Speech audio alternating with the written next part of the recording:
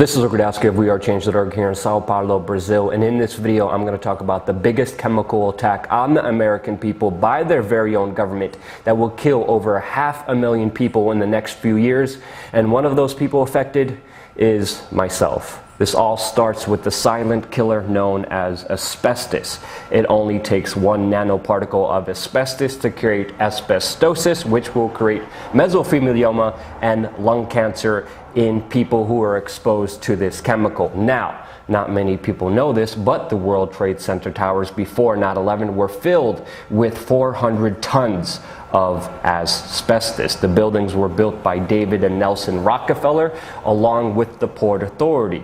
Not only did the Port Authority have this huge liability, but also a huge problem on their hands because the Twin Towers were worth nothing. It would have costed the city $1.5 billion to get rid of the asbestos, and there was actual plans to demolish the building, since that would have been cheaper than actually going inside of the buildings floor by floor to remove this hazardous chemical within the building. There was actual demolition plans of the Twin Towers before 9/11 because of the asbestos. Now, who was responsible for the asbestos? Who was liable? Well, no one other than Dick Cheney himself. As CEO of Halliburton in 1998, he purchased Dredger's Industries, who was liable for the World Trade Center asbestos, which would then turn over the liability to Halliburton and Dick Cheney himself. The second person who was responsible was Larry Silverstein, who on July 24th, 2001 actually bought a 99-year lease of the World Trade Center tower from the Port Authority, and in his lease he has specifically stated that if there was an act of terrorism, the new owner's obligations under the lease would be void. This was his escape clause, along with this and an insurance policy that he put on the World Trade Center towers before 9/11. He has earned billions. And I myself personally investigated this, and I asked Larry Silverstein, why would he purchase, why would he buy these white elephants that were worth nothing, that would have costed him billions of dollars just to get rid of the asbestos? Why would he make such an unwise financial move that made no sense and had people in the industry scratching their head to why he would actually do this?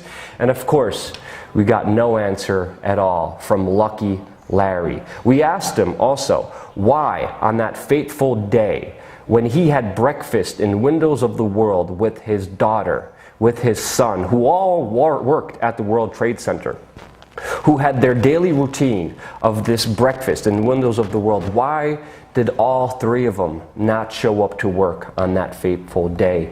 Of course, stonewalled and dragged out like a criminal away from this event for even asking the questions. And of course, Larry Silverstein, even on a PBS documentary, admitting to pulling Building 7. We confronted Larry Silverstein 3 times. Now, when the buildings exploded in New York City, they sent asbestos for miles in the surrounding area, affecting everyone in New York City. And according to some estimates, there are 410,000 people who were exposed to asbestos right after 9/11. Now, of course, those numbers are a lot higher, but right after 9/11, the government came out and reassured everyone that the air was safe to breathe. There's actual documents from the EPA after studying the air at Ground Zero showing that the air was not safe to breathe. With the help of the White House, they changed that to safe to breathe. And Christy Todd Whitman, then head of the EPA, was the one responsible for this on national television, lying to everyone in the area, including all the heroes of 9/11, and ultimately caused their demise. Because of this, first responders, even some that I knew who had the proper hazmat suits and had the proper gas masks to be in that area, were told not to use hazmasks, were told to take the masks off. My friend, Greg Quibell, who I got to know, who introduced me to his family, who opened up his house to me, we became friends. Greg Quibell suffered tremendously before dying after being on the pile in New York City after 9/11. He had to fight until his death in order to get proper medical benefits so his family wouldn't be stuck with a huge medical bill because the government denied any wrongdoing, and then on top of that denied them the basic benefits that they were entitled to under their contract as city workers. The amount of disrespect, the amount of horrendous activity by this government, not only lying to its people, but screwing them over afterwards, is despicable. Greg Quibell was an amazing human being whose life was cut short. Him and hundreds of others died prematurely. Thousands are dying right now, but we have to understand this will affect us not only now, but in the next 10 years, 20 years, and 30 years.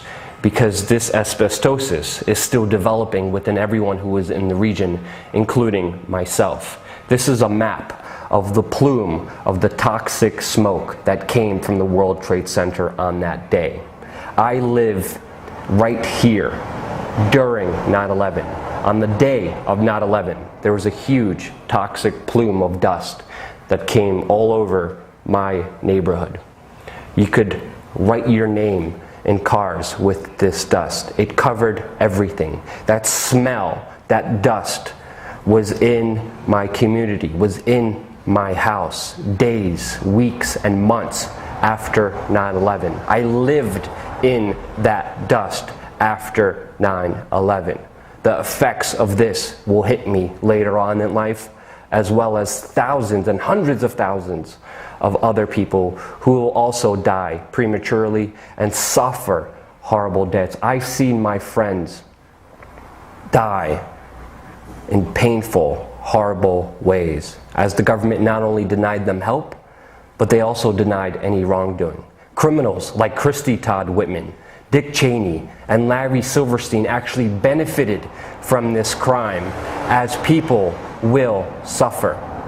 This will affect everyone in that region, including myself. And knowing this is why I do what I do. This is why We Are Change exists.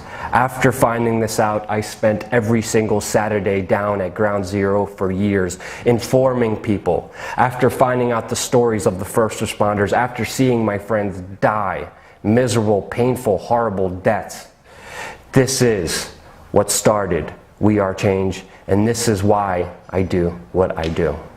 We're a fully independent news organization, and if you believe in us, invest in us on wearechange.org/donate, as we will never stop this pursuit of truth and justice. Subscribe. We're going to have a lot more important information coming here your way on We Are Change.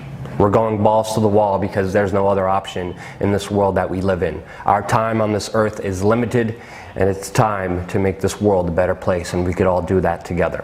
One last fact: asbestos in the United States has actually not been banned and is still totally legal. When the EPA tried to ban it, supporters of the asbestos industry actually overturned the ban in a lawsuit, and it is still widely used today.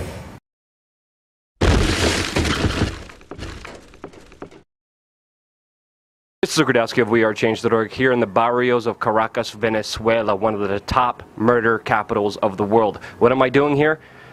I'm crazy.